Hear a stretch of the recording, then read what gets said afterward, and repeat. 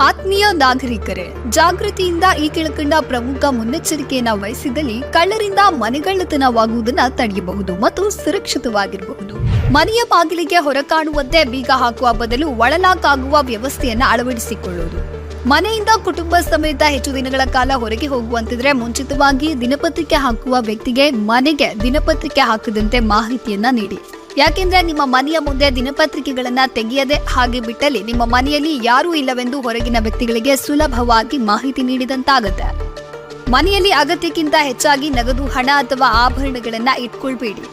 ನಿಮ್ಮ ಪ್ರಯಾಣದ ಬಗ್ಗೆ ಯಾವುದೇ ಕಾರಣಕ್ಕೂ ಫೇಸ್ಬುಕ್, ಇನ್ಸ್ಟಾಗ್ರಾಮ್, ವಾಟ್ಸ್ಆಪ್ ಸ್ಟೇಟಸ್ ಅಥವಾ ಇತರ ಯಾವುದೇ ಸೋಷಿಯಲ್ ಮೀಡಿಯಾಗಳಲ್ಲಿ ಅಪ್ಡೇಟ್ ಮಾಡಬೇಡಿ. ಇದರಿಂದ ಕಳ್ಳರಿಗೆ ಮಾಹಿತಿ ಸಿಕ್ಕಿ ಮನೆಗಳ್ಳತನವಾಗುವ ಸಂಭವವೇ ಹೆಚ್ಚು. ಅನುಕೂಲವಿದ್ದಲ್ಲಿ ಬಾಗಿಲುಗಳಿಗೆ ಥೆಫ್ಟ್ ಅಲಾರ್ಮ್ ಅನ್ನು ಅಳವಡಿಸುವುದು ಸೂಕ್ತ.